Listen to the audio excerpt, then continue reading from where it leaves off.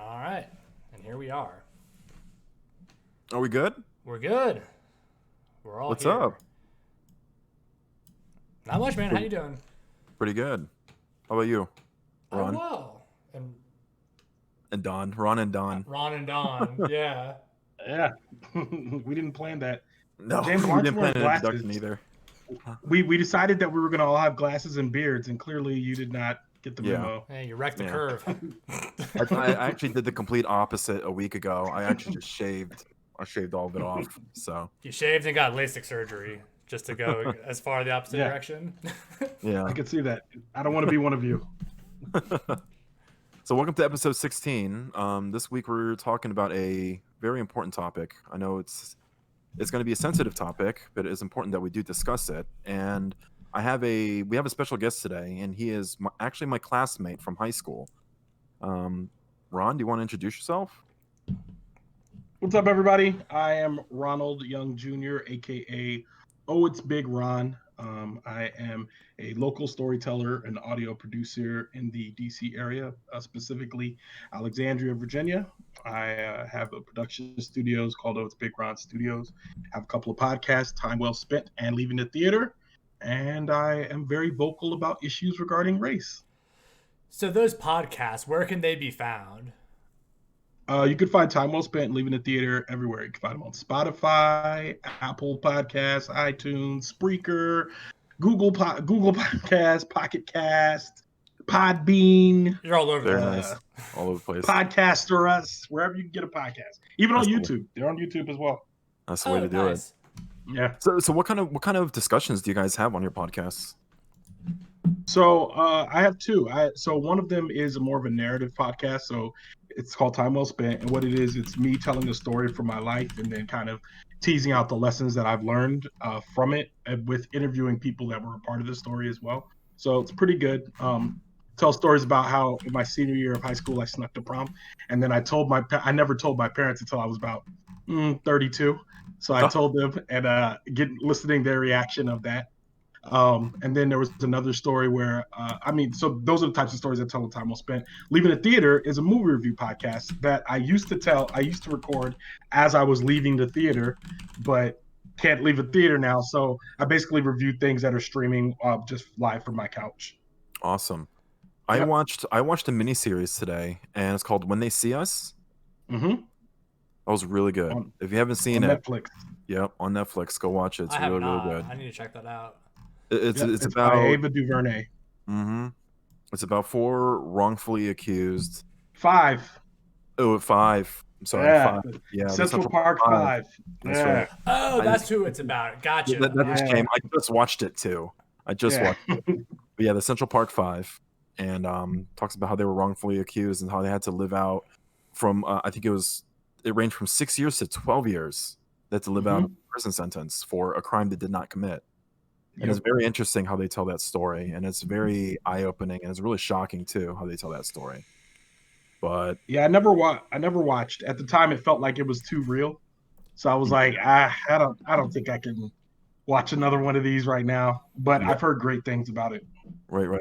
Netflix did an amazing thing, and they brought up a lot of movies that kind of revolved around crime and the Black community.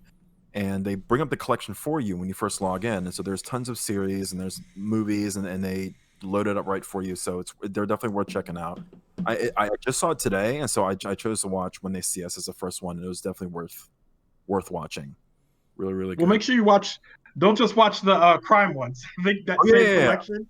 Oh, of course. The same collection has ones where it's just like Black people doing regular stuff, which is right, what we want y'all to see.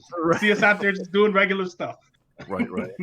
Well, see, I'm really glad that you were willing to join us, because last week, so I don't know if like Color Proof kind of filled you in on like what we do, but like last week we were talking just about everything going on, and I didn't feel like I was the right person to be discussing these issues with any sort of authority, right? Like, I mean, I'm a white heterosexual man from a good family. Like, you know, I've had all the privilege in the world. I just felt like I wasn't really one who should really speak on these issues. I mean, would have wanted to get someone's perspective, you know.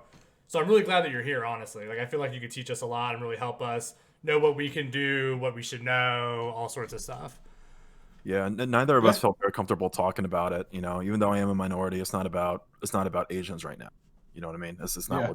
this is not what it's about. So I didn't feel comfortable talking either. I think we talked maybe like 15, 20 minutes about it, not even, and we just kind of let that go, and we had addressed another topic. So we were waiting until we had you on, and you're able to give us your perspective. So I guess to Yeah. kick things off, I just want, could you give us kind of a general idea or a general perspective of everything that's going on, what you see? I guess just run with it. Yeah, well, first of all, thanks for including me in the conversation. I think that you guys had enough perspective to see that a Black person in this conversation would be beneficial for you and your audience. That's something to be noted and something to be respected, and it's that type of insight and perspective that is going to be valuable as we're moving forward with terms of race. So a lot of things been going on.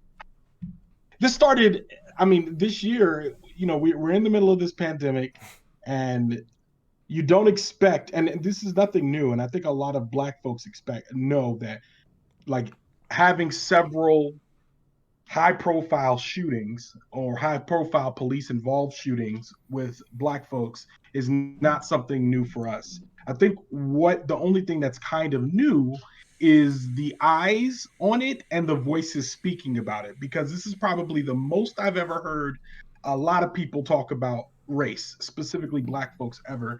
And this is also, in this moment, it seems like this is the most time I've seen people taking action, evidenced by, if you look at what the Colin Kaepernick NFL situation, where a couple years ago it's like, get him out of here, he's blackballed, and now it's like, nope, every Black Lives Matter, if you want to protest, go ahead. And it's like, what was the difference between then and now? And it's just the fact that we're all sitting still and we can't do anything but engage in social media and watch TV. So for your viewers that don't know, there's been 3 high-profile police involved shootings, three shootings involving unarmed Black men. The first of them did not involve the police. That was Ahmaud Arbery, where 2 people thought that there was a Black guy who was running through their neighborhood. He was going for a run, and they thought he was responsible for some housing break-ins. They chased him down, and the new details said that they hit him with the truck, shot him in the street, and then calling the effing N-word, which just blew my mind when these new details are starting to come out. Yeah. So that happens. We're all learning about that. And while we're all processing that and all these details, then we hear about this Breonna Taylor incident, where this young lady was sleeping in her house with her boyfriend. The police burst in there and shot her in her bed because they got the wrong address on an arrest warrant, which is crazy. While we're processing that, in morning in New York, Amy Cooper goes to the Central Park with her dog and gets into an argument with Christian Cooper, who's minding his own damn business, bird watching. They get into an argument. She threatens to call the police. While we're all very upset about that and processing these two other things, then that evening, George Floyd happens, and obviously George Floyd is in Minneapolis, Minnesota. He's arrested. He's arrested for forgery of a $20 bill. They put him on the ground and they basically arrest him to death. So they kneel on his neck for what is about 9 minutes, and I think it's 8 minutes and 46 seconds to be exact. And as a result of this, he dies. Now, there's a lot of things going on with the autopsy, and people are picking and choosing what's going on there, saying all these other factors that could have factored into him dying. But like, if you look at it, it's obvious what happened there. Whether it be I was already sick and then you kneeled on my neck and then I died, like it doesn't really make a difference if those are the circumstances that caused the death.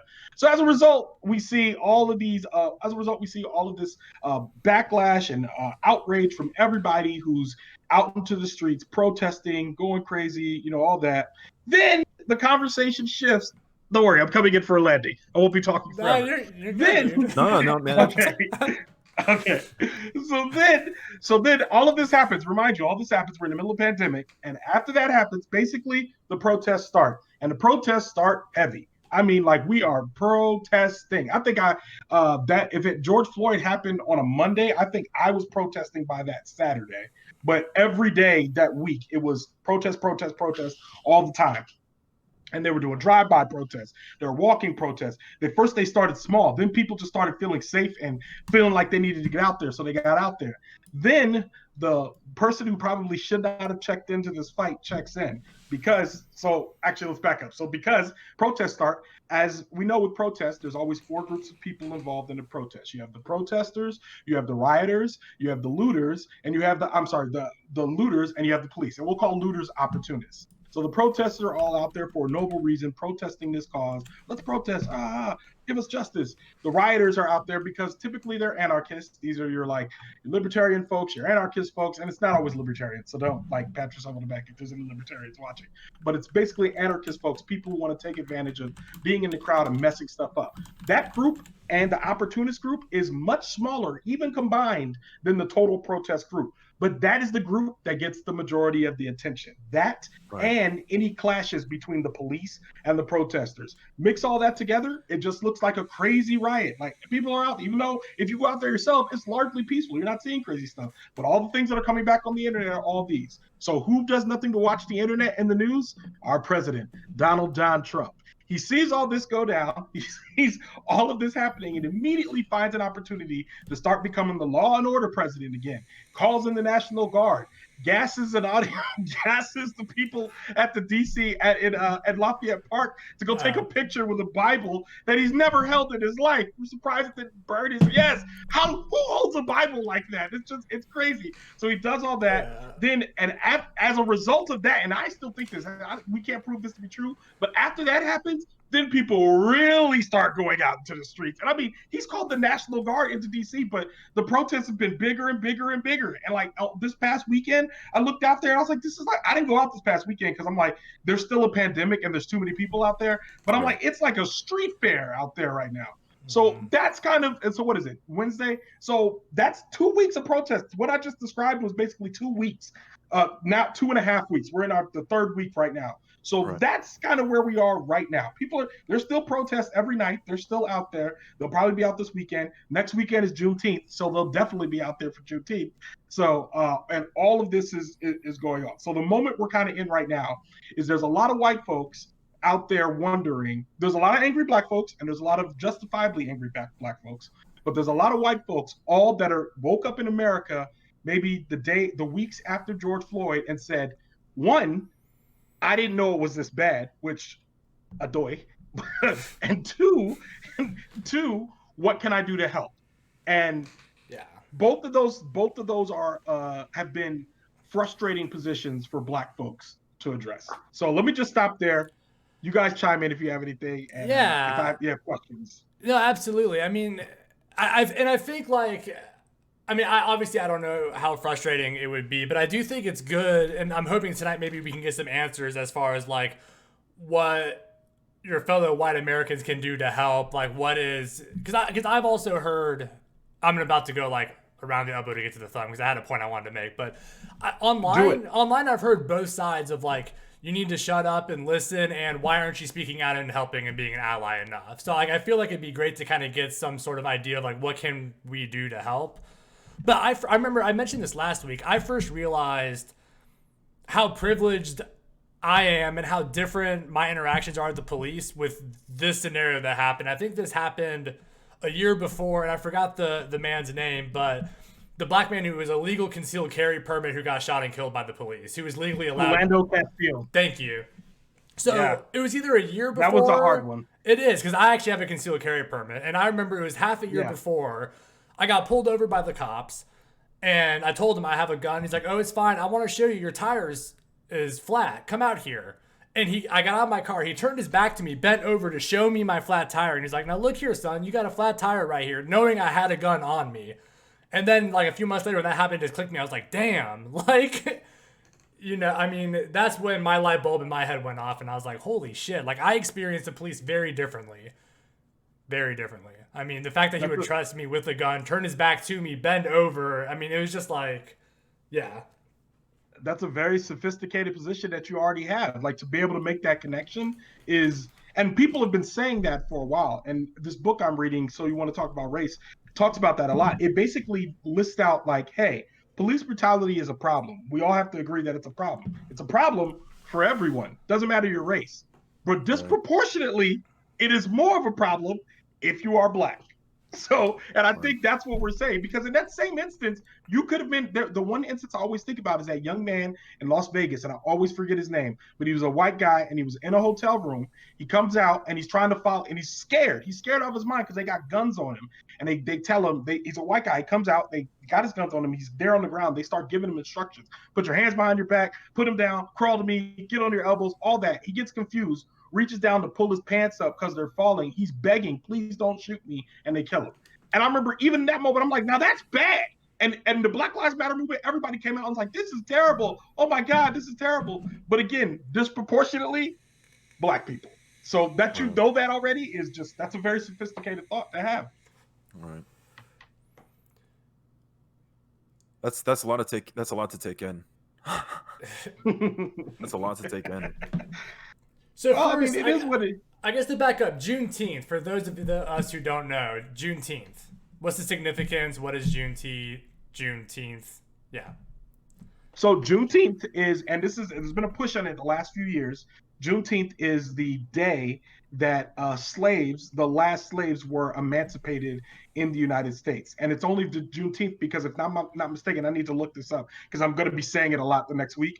But it was believed there was one group of slaves that didn't know that emancipation had happened until, I think, after the Civil War. So once they knew and they were free, they were the last set of slaves to be free. So we look at it, and I want to invite both of you to join in with us on Juneteenth, because we think that should be the day that we celebrate and not the 4th of July.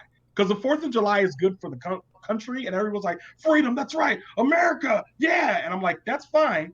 But Juneteenth is really the day that no one was, well, and we can debate that, but no one was officially enslaved anymore. On paper, so, right? Yes, there you go. Yeah. But no one was officially enslaved anymore. And James, if you're looking for something else to watch on Netflix, check out 13th. Okay. That's also by Ava DuVernay, and it's about the 13th Amendment. It's a good, very good, eye-opening documentary. Very good for this moment. So, but yeah, so that's what Juneteenth is. Okay. And that's the 13th, I'm assuming? June 19th. I thought the same thing. Don't worry. Okay. Yeah, next Friday. Gotcha. Yeah. Next Friday. Okay. All right. So, Don, you mentioned something about what can we do? Yeah. Right? What is something that we can do to help out the movement as it's going on right now if we don't want to go and protest? Because I know a lot of us are concerned about our health, and a lot of us still want to stay indoors. So what can we do from home? What can we do to help out? I mean, so let's start here. What do you guys? And I'm gonna answer your question with a question. What do you guys want to do? Like, what would be your end goal when you say you want to help? What would be the end goal for either of you? I mean, ultimately, I feel like police reform needs to be like, well, it's such a complicated issue because I feel like this is all more than just police brutality, right? There's income inequality. There's all sorts of stuff that's, healthcare inequality. I mean, aren't there studies that say that, like, when a white person says their pain level is X, and a Black person says they're in the equal amount of pain, the Black person is viewed as lying or bullshitting, and they aren't treated the same. I mean, like, it feels like it's such a... The issue seems so large, it's almost, like, crippling, and, like, I don't know what the hell to do. Like, you know what I mean? Like, yeah. So in terms of ultimate goal, you would say, I think you would agree that you want equality for everyone. Yeah. Okay. I think that's where you start when you say, what do I want to do? So you start looking for ways that you can help equalize everything around you. And I think the easiest way to do that is the first thing is to examine your privilege. So, Don, even in this conversation, you have the most privilege. Yeah, I do. So absolutely. So the first thing is to examine, really lean into that and lean into the uncomfortable place that it puts you in and say, what does this mean in terms of my relationships with other people? And I think the good way that I'm reading this book, you might hear me quote from it a lot, but a good way I've understood it is to say, if you're in a position where I am a black able-bodied man. So I should be also I should be looking for opportunities to help black disabled women. You know what I mean? Because I'm like, they're the people. I can walk into the room. I can speak for myself. I am a cisgendered heterosexual man. I can walk into a room and do a lot of stuff in those cases. But I can also advocate for people who don't have the privileges that I have. So it starts looking at that and saying, what rooms am I in that people could not get into this room because of their disadvantages? Mhm. And if you start there, you'll kind of naturally find yourself fighting familiar fights over and over again. So for me, I'm a minister at church, at my church, at my local church. And what I found is that in my church is extremely misogynist. So because of that, I found myself in a position where I can argue, I can advocate for women a lot. Where it's basically like, well, let's hear what the women have to say. Let's get this woman to teach this lesson. Why don't we mix it up? Why don't we add some women in here? Why haven't we asked any of the women their perspective on this? Like being able to do that type of thing is helpful. That's just basic ground level stuff. So that's a start. Mm-hmm. I feel like I have a lot of people that I need to help then, because I'm a white, heterosexual, cisgender male that come from an upper middle class family with a master's degree. My dad has a PhD. You know, I mean, like, I feel like I have a lot. Think in terms of who can't get. So think of the people that. So you should also be concerned about single parents, people out there like single women who are single black women who are single parents, because you came from a 2-parent household. How could you help them? What could my parents are divorced, but either way, yeah. Okay, yeah. Well, we can knock one point off of the huge list of privilege I have. We'll take one thing off of it, but yeah. I actually took a privilege test that I saw. It was like it's a bullshit. It was a BuzzFeed one. I had a 51. Yeah. Oh, that's actually lower than I would expect. I have a history of like substance. I'm overcame it, but I had a history of like substance abuse and stuff like that. Okay. Yeah. So this is interesting, and James, speak up. This is interesting, Don, when you say this, because I have found that most people I know that were former addicts, former alcoholics, come from broken homes, white folks come from broken homes, all of them tend to sympathize more with black folks than people that don't. So that typically that bar for them is lower. I mean, sorry, the barrier to entry for them to be compassionate and empathetic and love equality is much easier for them. And I think it comes from a place because they're like, listen, and like I've been in a bad place myself by my own doing or by my other circumstances, so I can understand where you come from. So the empathy and compassion that you have on that level is, I mean, I'm also a therapist, so I've also been trained to be empathetic and like, yeah, that helps. Yeah. So you're cheating. You're over here cheating. A little bit. Also grew up in a college town, so like the college town I grew up in was always really diverse, also, which helped too. Yeah. So at a young age, I was exposed to other cultures. Yeah. You know, and which I think helps also. I mean, our school was pretty diverse when we were growing up. Like we were, I felt as if I lucked out with the school that I went to, that Ron and I went to, because we had a really good mixing bowl of different ethnicities, and everybody just kind of got along, to be honest. I mean, there weren't, especially with the class of 2002 when we graduated, there weren't any significant issues with our class, and we had every ethnicity in the book, you know. So I really think we lucked out, and I wanted to get your perspective, because I don't want to think like, am I mistaken high school the wrong way? Am I remembering it correctly? But I really no, go ahead. You're remembering right. Like it's So I think what you have to understand though is that, like, and this is something I remember if you went to Hayfield Middle School. So Hayfield Secondary School is a middle school and a high school. Start on the middle school side, and it's funny, there's an elementary school across the street. So some people went to Hayfield all the way up. So if you went to Hayfield Middle School, what I noticed is that race-wise, we all mixed and mingled a lot more than when we all went to high school. When we went to high school, everyone got along. There were no glaring racial battles or struggles. But in terms of your friend groups, and your friend groups could be diverse. There were Right. a lot of people at Hayfield that will say, I hung out with Asian people, I hung out with all that stuff. But you can also see where there was a lot of color lines drawn in terms of like groupings. Like you would see like the baseball team, mostly white, would hang out with each other, and they would hang out with the cheerleaders. And there was like the football players. All the football players would hang out when the season was over. Season went in, they kind of drift into their like little circles and stuff again. And then I realized that it wasn't the grouping of like jocks and athletes and sports competitions. What happened was it was a grouping of neighborhoods. So it was people that lived in Newington Forest, people that lived Right. in Cross Point, people that Yeah. lived in Lorton, where I lived, down in Yep. Hagel Circle, all that stuff. And then you had And then, Barrington. yes, and then Yep. if you look at all that, then you see, oh, wait a minute, these neighborhoods are largely separated by race. And I'm not separated, but you know, like you look around, you're just like, huh, there's like a lot more white people here. And I'm not saying there weren't black people in Newington Forest. There are black Right. people in Newington Forest. There's black people all over the place. And there was a good mix. We're in Northern Virginia. But in terms of like largely, it was like more of the black people are in the South County side, where I am in Lorton and that area. And the white people are in the Lorton Station side or the Fairfax Station side. And they even named it differently, even though that was also Lorton. They even named it differently. So I feel like what we had was like people that were very wealthy and people that were very poor all together. And we definitely played well together for the most part. But but me and you had a unique experience that they don't have in like in Iowa. You know what I mean? Like in Iowa, you grew up like me and you grew up. We grew up seeing Sikhs. We grew up seeing people that had their heads wrapped. We grew up seeing people wearing hijab. I grew up seeing Korean, Japanese, Chinese. I grew up seeing every brand of Asian. Matter of fact, now I still correct people when they say like so and so's Chinese. I was like, they could be Korean, and we're in Annandale, so it's more than likely that they're either Korean or Vietnamese. So stop saying that.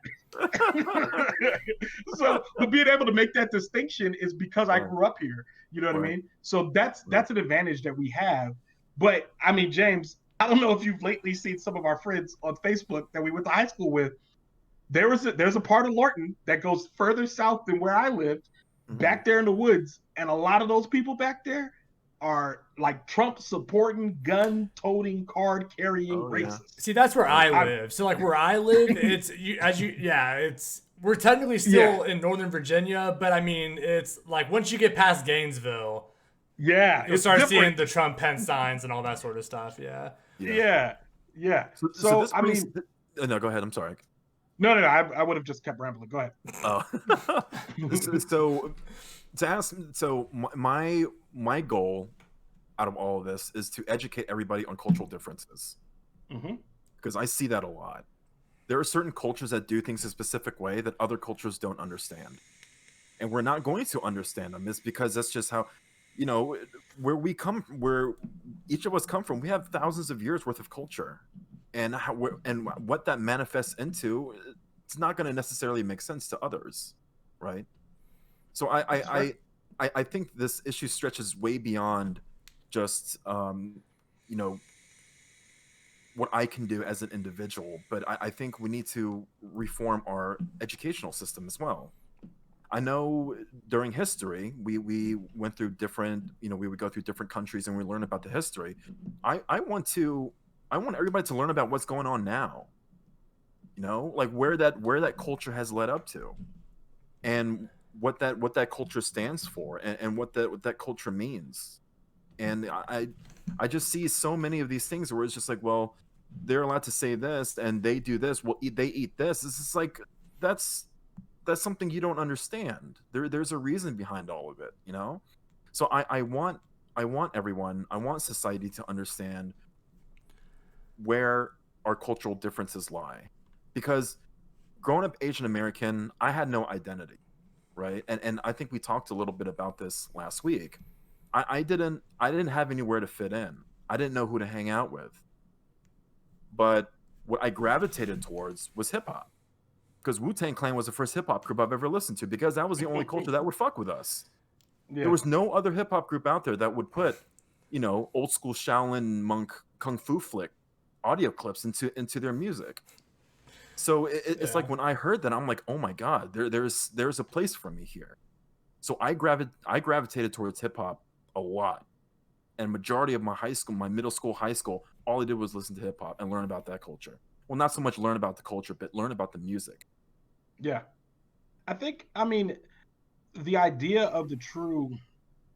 So, like, there's one thing I want to say, and then I want to transition to something else. But Sure. you mentioned you were talking about the education system, and you were Right. talking about, and that was one thing you said about changing. So I think the deeper you guys get into your study of equality, and I would encourage you guys, if you guys need book recommendations, I got books. I'm looking at a book on my shelf called Lies My Teacher Told Me, I've which heard of basically that. just, yeah, and it's honestly, I mean, and I don't mean to profile, but I recommend this to every white guy I know because it was written by a white guy, and he's basically like taking aim at history and how it's taught and being like, "Blues, you're all wrong." You know what I mean? And Yeah. it's like, it's just very well written, very. But the point is, like, he points out that we're teaching history wrong to begin with.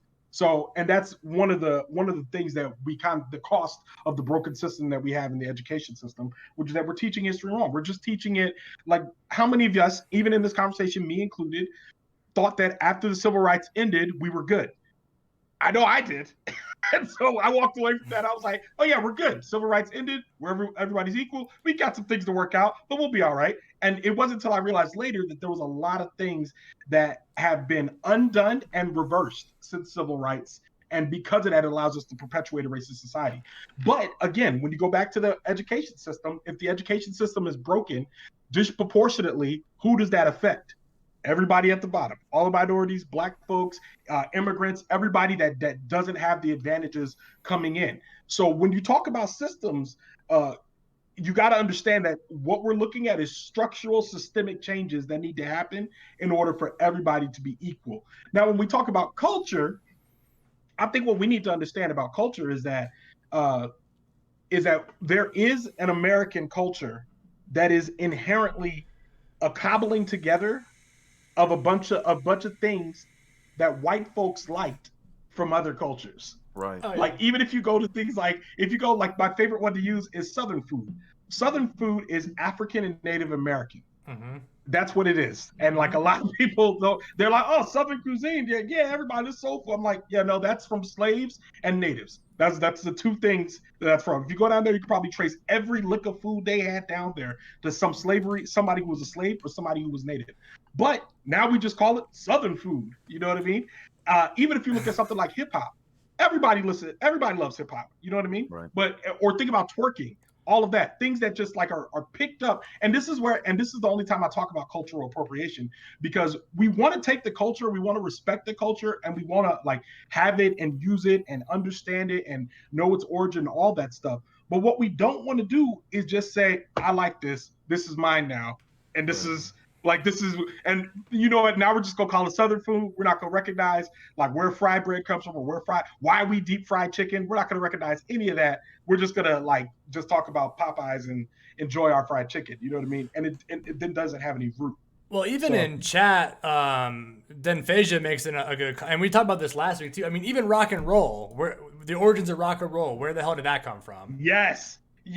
I mean, Both forms of rock and roll and metal, heavy metal too, both of them. Mm-hmm. Go ahead. No, yeah, exactly. I mean, it's just, yeah. I mean, yeah. So one thing we do on here, and we'll keep the discussion going, but anyone in chat, so this is being streamed on Twitch, anyone in chat who has questions can put them in the chat. And we actually do have a question if you don't mind taking one. Sure. So this is from, well, I'm going to say his name. I don't know if he cares if I say his name, but it's TommyBoy666. So he's he's in the UK. So in the UK, some statues of, and this is happening in America too, some statues of trade leaders have been taken down. Do you think this is right? One of them, the leader built most of the schools and other stuff in Bristol, but using the slaves to do so. Do you think it's right for these sort of statues to be taken down? So any statue, I guess, honoring someone who committed genocide, because I know like Christopher Columbus statues were recently taken down in Virginia and Boston, old Confederate statues, yada yada.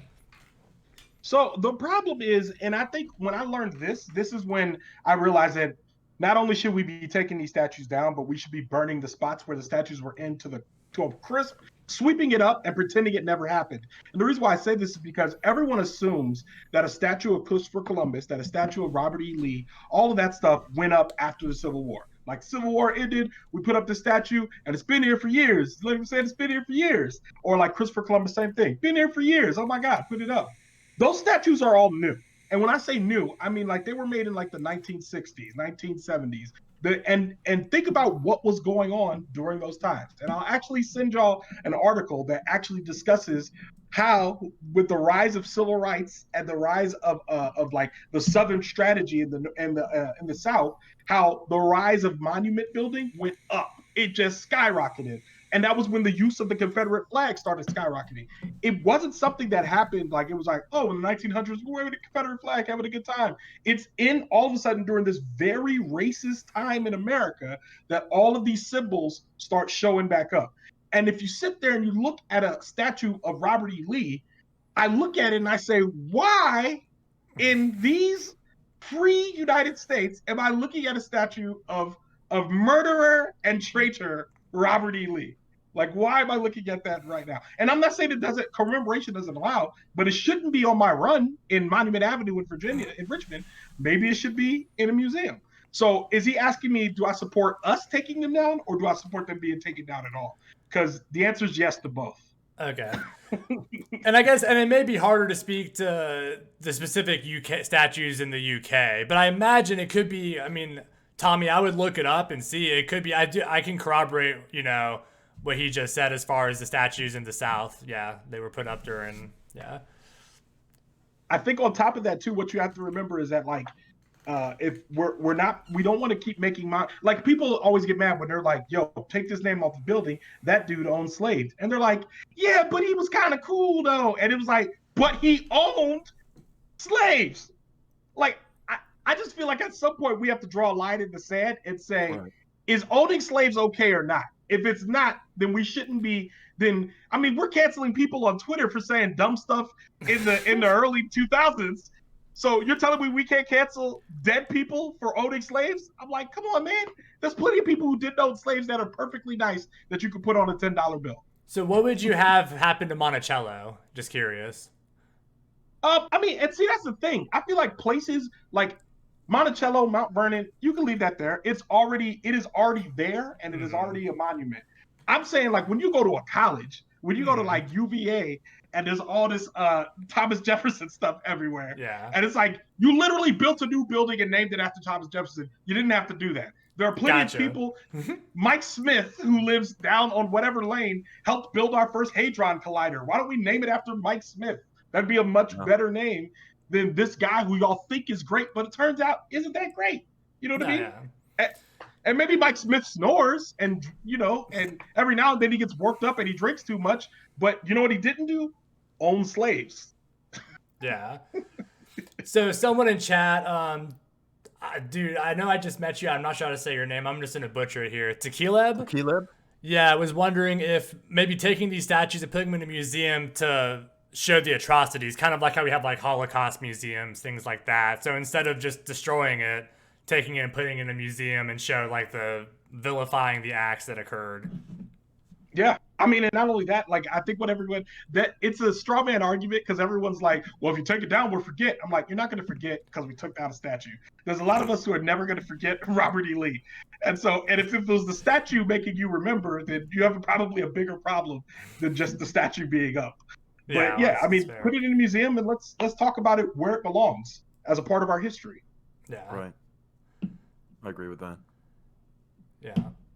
So, like, what are some, like, concrete things that allies, people who want to help can do? So, I mean, we've talked a lot about, I don't want to say vague, but more kind of, like, philosophical things, like opening your mind up, examining your privilege.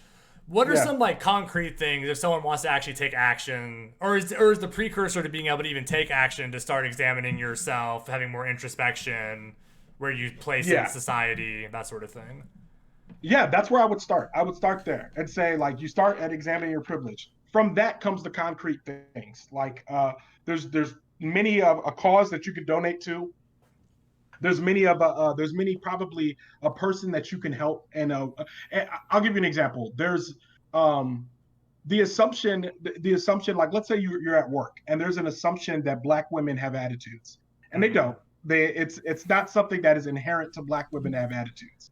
But you would be surprised how much you being in a meeting with all white people who say, we don't know about sharing. And they're like, why? What's wrong with sharing? Like, you'd be surprised how much challenging those types of things would be helpful to be an advocate for Black folks, especially for Black folks that may not be doing well by any fault of their own.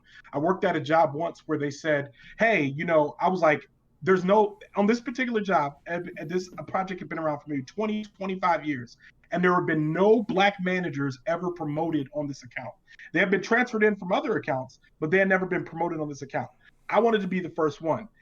Realized years had gone by, I'm like, I don't know if I'm ever going to get there. Started talking to other Black folks. We started building a coalition, and we were like, yo, there's no Black folks on this account. What do we do? Started chit-chatting about it, all that stuff. Formed our coalition, went to talk to the managing director. The managing director looks at us and goes, well, we're not going to solve racism on this account. Like, I mean, it's not just going to happen overnight. So, and then the other part is the people that were getting promoted, being put up for promotion, people were making a lot of excuses as to why they couldn't get those roles. So I think it's important that if you're in those rooms, something that you can do right now is advocate for those people and ask the question, why? Like, why are we giving mentoring to the highest performing people? Why aren't we giving mentoring to the lowest performing people? Those are the people that need to be improved. Or why are we not asking the question, why is Sharon not doing so great? Is there something different about Sharon's situation that's different from Dave's? Is there something different that we need to discuss there and address? So you can do that. You can donate to, there's plenty of local causes that you can donate to. You can educate yourselves. There's plenty of books. Be actively anti-racist. Like, find the books. So you want to talk about race, how to be anti-racist.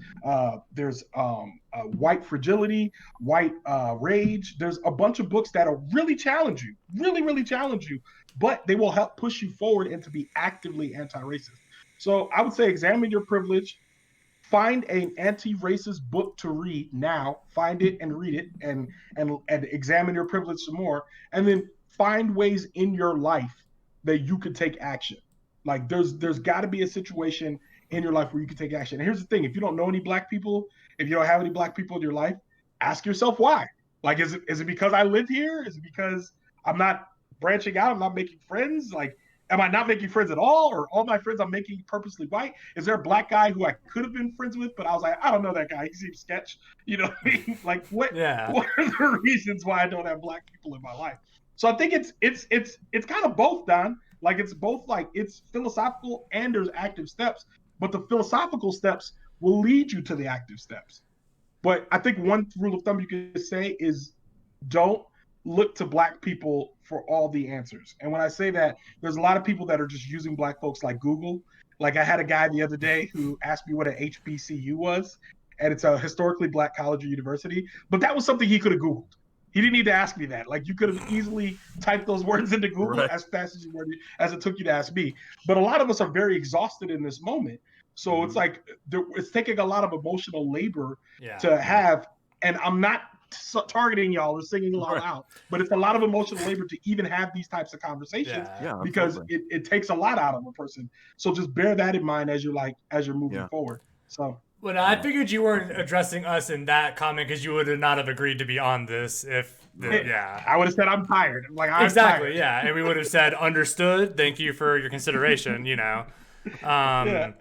So we got a couple other good questions in here that, if you don't mind, I'll throw another one out. All right, cool. So so Ron, if you can magically create and pass policy, this is from Dinphasia, to combat systemic racism, what would it be, and where the hell would you start? I would start with the education system. Okay. I think education should be the great equalizer. If I was going to pass reform, it would be things like, I would get rid of things it's weird because as soon as I started thinking about education, I immediately started thinking about redlining, which is housing segregation. Mm-hmm. So housing segregation is why you get the types of schools that you get. Mm-hmm. But the first thing I would do is I'd look at the most underfunded schools and see which ones need the most money and start finding ways to move tax dollars from schools that have surpluses or schools that don't need all that extra money, and start reverting it to schools that need it. Because there's a lot of schools that don't have the types of programs to give their students success, or they can't hire the type of talent so that their kids can be successful, or they hire more school resource officers than they do actual counselors. I am not an education guru, but if I were going to pass legislation, that's where it would start. It would start in the education system. It would probably start next. It would start with prisons, and then after that, housing. Because I feel like if you could fix those three things, you would go a lot further in equalizing Black folks than you would in just about anything else. Like a lot of people just like, oh, the Civil Rights Bill. I'm like, not enough. You got to go into each single solitary system and say, how is this system racist? Did you know there's racism in the porn industry? Oh yeah. So I'm like, if there's racism I actually did not know that. I did not know that. Yes, there's even racism in the porn industry. There's people that refuse to work with Black folks. There's people that like you could only be classified as ebony, or like there's each categorization. It'll be like BBW, and then it'll be like ebony, and it'll be like, wait, what if you're also a big beautiful woman and you're Black? Nope, ebony. You know what I mean? Like there's like when you think about the categorizations, like there's even racism there, and there's even racism in how people view porn. So I'm like, if porn can be racist, you don't think the education system can be racist? So Yeah, like just each the system. and the fetishizing itself too. Oh is yeah, just gonna be Yes. great. that's true. Even with That's men true. and women, the same. You know. Yes, It's correct. That's true. Correct. Have you seen American History X, and what do you think about it if you have? I there was a time in my life where I loved that movie, and there was a time in my life where I was like, this movie isn't enough. And I feel like that movie ends in a way in which it identifies the problem as being one racist person and suffering from racist ideologies. So you take Ed Norton and you put him in with Nazis, and we all infer from this that Nazis are bad. Don't hang out with Nazis. Like, I would never do that. He was a bad guy. Then he went to prison, made friends with a Black guy, and that opened his eyes. And all of a sudden, man, this whole racist thing is crazy. And the Black guy looked out for him. Was like, man, he supported me. Oh my God, Black people are great. That also supports another racist ideology called the magical Negro. So that's parts I don't like about it. What I did like about the movie that I think they should have examined more was that the father in that house was subtly racist. Like before he died, the father was a firefighter, and he would say like little racist things about people, about affirmative action and all that stuff. And then his kids like go all the way to the right and start joining the local Nazi organization, which is weird that even existed. But so I think that movie was not nuanced enough for me. It was not nuanced enough. And I feel like there's other depictions of race that are a little more nuanced that'll give you more of an idea of like how this should be resolved. Because the end of that movie is then the Black guy came in and shot him. And I'm like, wait, what? Sorry if I spoiled that for anybody. But at the end, I'm that movie's been out for like 15 years. I think, I think you're okay, dude. Not 15, it's been out for 22 years. Yeah, I think you're okay. Yeah. Like if you spoiled Harry Potter for me, I wouldn't care. I mean, I've seen it. Yeah. The same thing. You know, it's been out long enough for you to go and watch it. So I haven't heard of that construct that the magical Black person. What is the that? Magical Negro? Yeah. You can say Negro. I didn't. That's the only N-word you can say. I didn't know. So I was playing it safe. I didn't know. You did the right thing. You did the right thing. I'm proud of you. Thank you. You did the right thing. I'm trying, but yeah. The idea of the magical Negro, and actually I would read the room before you said it, but the idea of the magical Negro is, and if you guys are movie watchers, once I explain this trope to you, you're going to see it everywhere. You're welcome. Okay. So the idea of the magical Negro is that a white person is on a journey in a movie, and during that journey, they need advice from a Black person and guidance from a Black person, who then kind of shows up to the film and mysteriously disappears from the film, and the white person, as a result of this interaction with this Black person, is now then blessed. Now, James, this could also be an Asian person. Like the idea of like the magical Negro does not have to be limited to a black person, but it's always the idea that there's this magical, mystical, racially ambiguous person, or not ambiguous, but racial person who is helping a white person along on their journey. Bagger Vance, the Karate Kid, let's see, Shawshank Redemption, Kill Bill. Kill Bill. Yeah.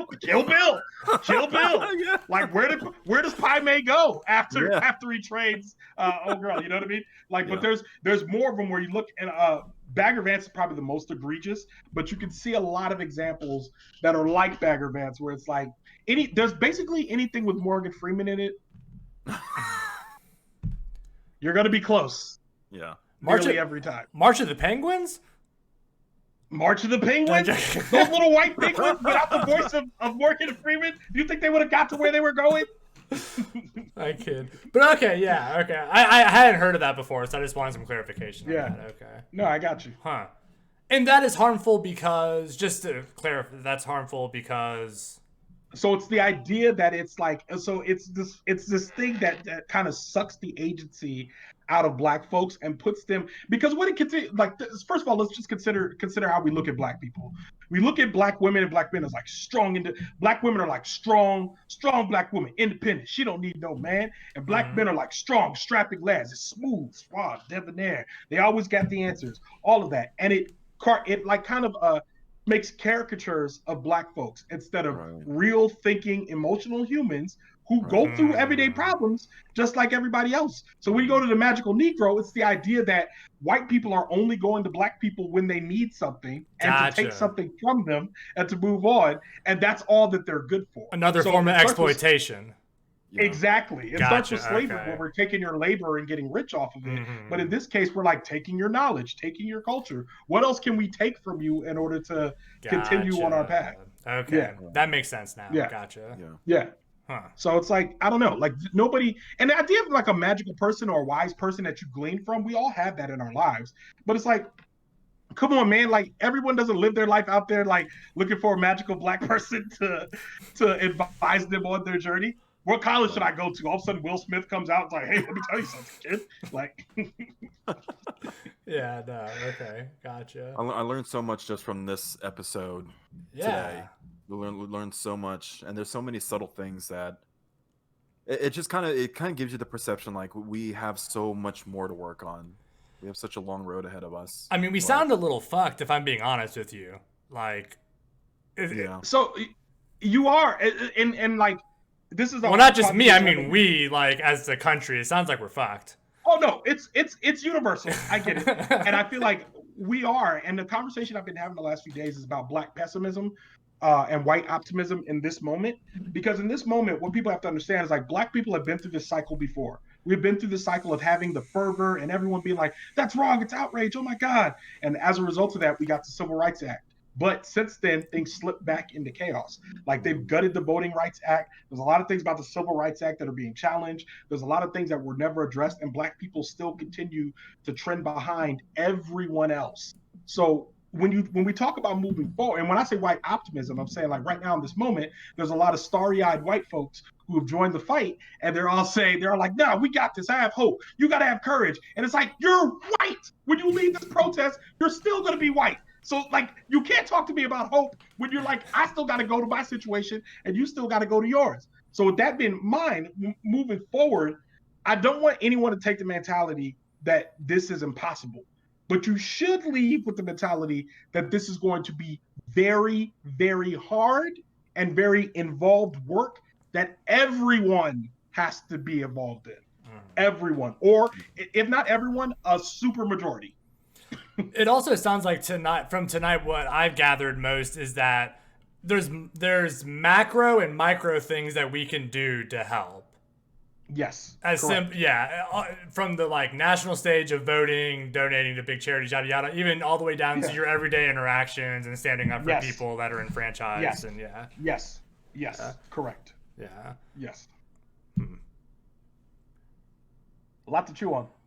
It is a lot to chew on. Yeah, it is. Chat, do you have any more questions? I have one question for you. How are you holding up in all this? So we've talked a lot about what's actually going on, but like it just now occurred to me we didn't check in. How are you doing through all this? And I appreciate you asking. I through my entire life, I had never done therapy. I had never gone through it until December. Some things were going on in my head, and I was like, I want to start therapy. So I started in December, and it's now June. I go once a month, and it's probably the best thing I've ever done is start to go to therapy.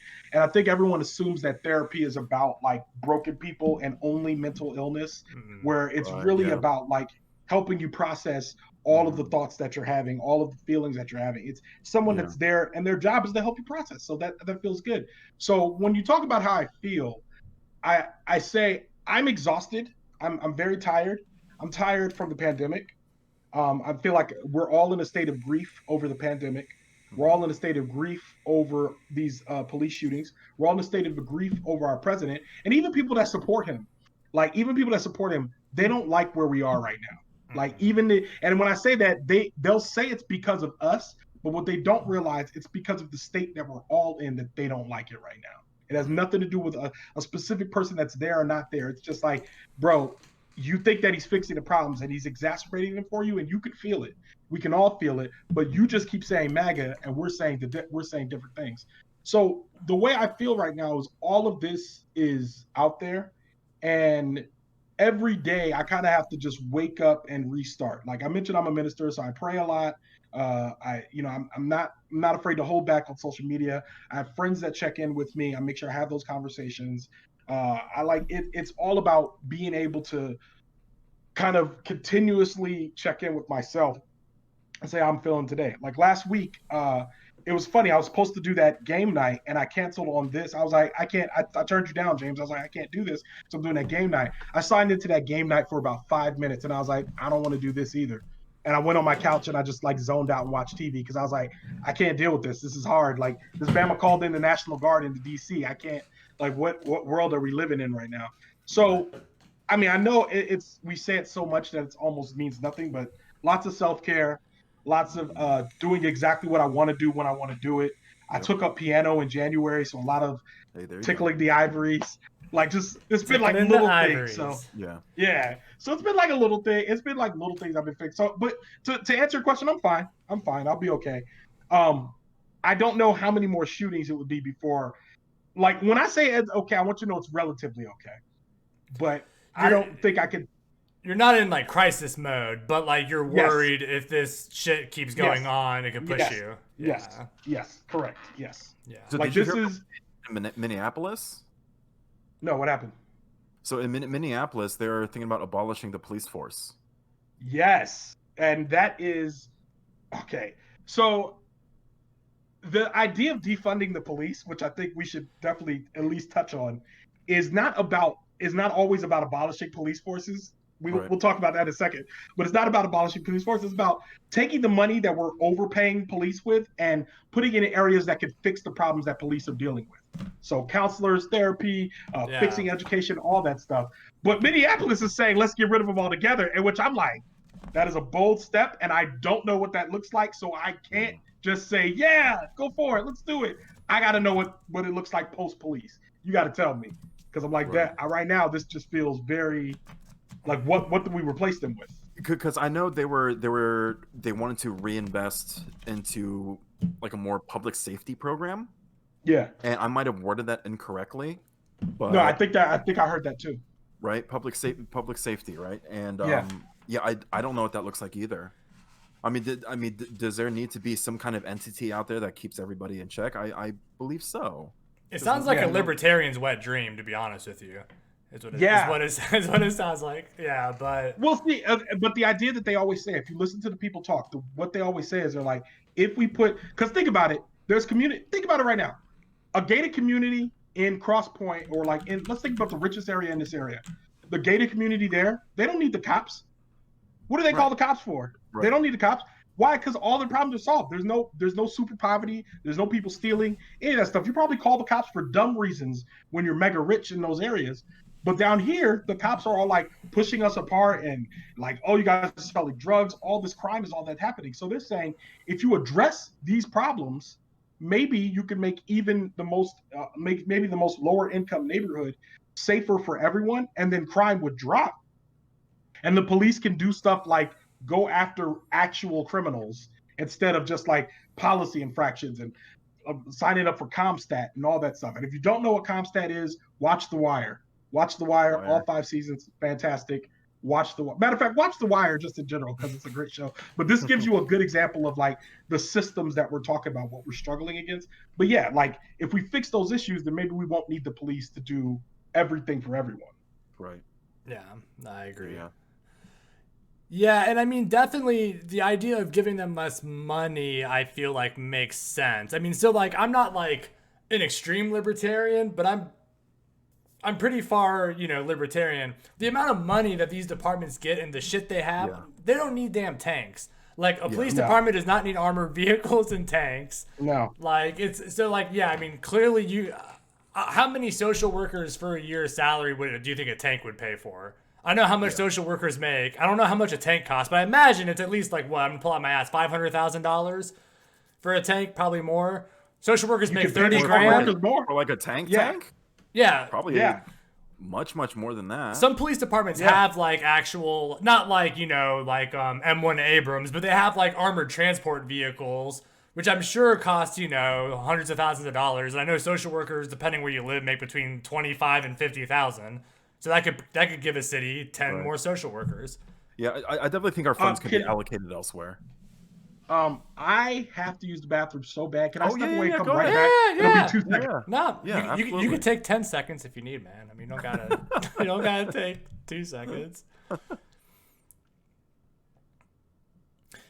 So, Tom, I wasn't saying that the police are overpaid. I was saying that the police department's budgets are overpaid. Actual cops aren't paid shit. Right. So we're talking about the actual money that goes into police departments, not just based off salary. Like the equipment that they have. They have the latest technology. Just think about all the body cams that they have and the body armor that they use, the Kevlar that they use. Well, I mean, all the weapons that are given to them and the facilities and the vehicles and things like that.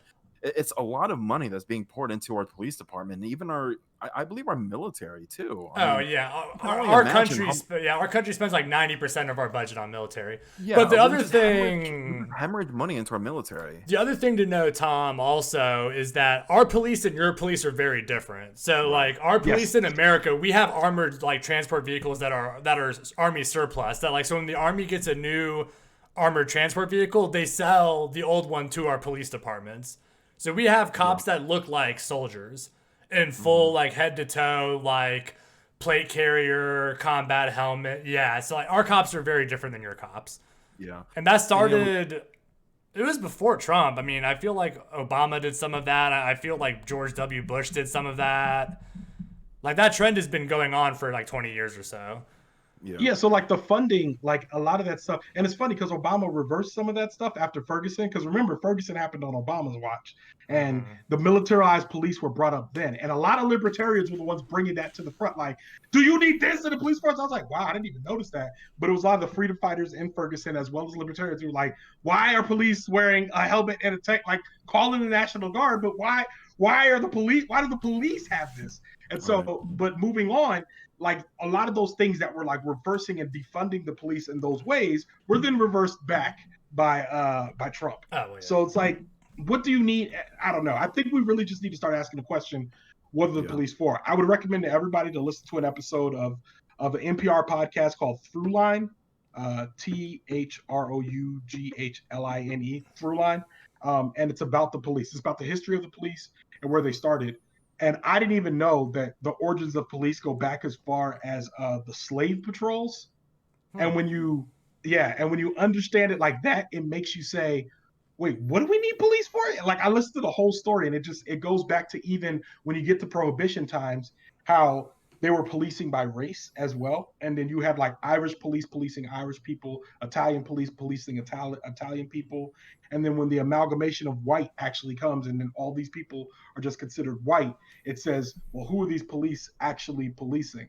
And then you have like the idea of putting police on a level where they're like not quite rich, but not quite poor. so they could be like right above the poor people and feel better than the poor people, and then look and view them differently than the way they view rich people. So like, it's definitely a good podcast. You should listen to it. It's like the history of policing in this country it's mind-boggling. It's mind-boggling. Yeah.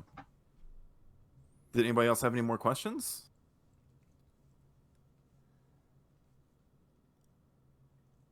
But so the big takeaways while we wait to see if anyone has any more questions is just that all of us have shit we can do in our daily lives. It doesn't always have to be, not every one of us has to go and change the whole country or change the world. But if we can help one individual, in your daily life, that's a start.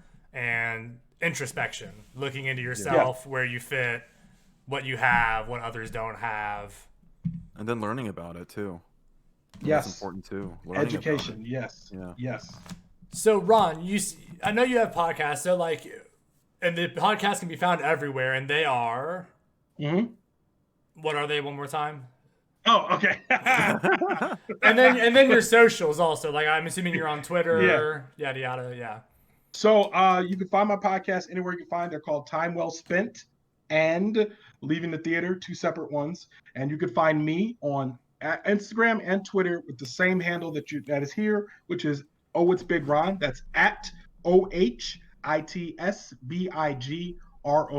That's both Instagram and Twitter. Go on and follow me. I'm gonna follow you right now while we speak. Absolutely. I'm out here in these streets, man. Because I also want to find your podcast. Because so all the VODs of these, so we're streaming live on Twitch. All the VODs go up on my YouTube. So I also want to like be able to link your stuff on when I put the VOD up.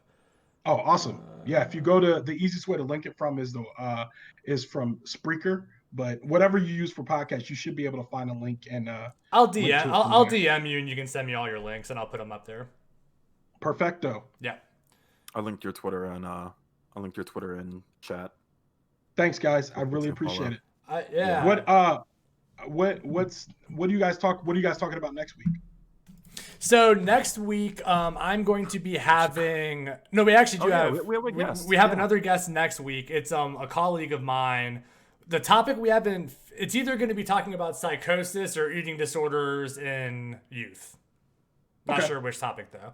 But we've covered everything from gaming addiction, failure through learning, the power of positive thinking. I think we did a crash course on behaviorism one time. Yeah, we've done a whole bunch of different things. Nice. And then some days it's just been talking about video games some days, so. Ain't nothing wrong with that, man. You need a break. Like, I'm sitting here wondering, like, I'm thinking about movies, and they keep advertising Tenet, and I'm like, am I about to go risk COVID so I can go see the new Christopher Nolan movie? I know, Tenet. And I've been leaning towards yes so much. I'm like, I think I am, and I hate myself for it. Because I'm like, y'all are going to make it so I can only see it in the theater, right? I'm like, God, yes! I want to see this movie. Yeah. Yes. So, yeah, you need a break. So, video games, movies, whatever, man. Absolutely. Well, thank you again so much, Big Ron, for coming, man. Yeah, I really appreciate it, and I feel like I learned some stuff, have some stuff I clearly need to think about, and I feel like hopefully everyone else did too. Definitely a lot of information to process and lots of cramming today. I appreciate the invite. I wish you guys both well. Keep moving forward, and keep going with the show. Yeah, I'll also say, since all three of us live in the same area, when it's safe to do so, we all should go out and get a beer sometime. Yes, my wife actually earlier posted in chat that she would love to talk with you because she feels like you'd be fun to have a beer with and talk philosophy. Because that's what absolutely. She's a philosopher, so that's what she would. Yeah. Yo, ask her. Does she watch The Good Place? We love The Good Place. We love The Good Philosophy. Sheesh. But yeah, I live next to Aslan. So if you guys ever come up here, we can go to Aslan, the brewery. Hopefully it'll be open, and hopefully stuff opens up again. Like hopefully it's coming soon. You know. Yeah. I think it is. It is. Yeah. We'll get out there somehow. We will, absolutely, man. Well, it was nice meeting you, and thank you so much for taking, an hour and 15 minutes of your day to come here and talk about stuff that you're exhausted about. I appreciate it. Hey, no worries, man. I appreciate the invite. Good seeing you again, man. Good to see you, James. Don't forget to send me that video. All right. All right. See y'all. See ya.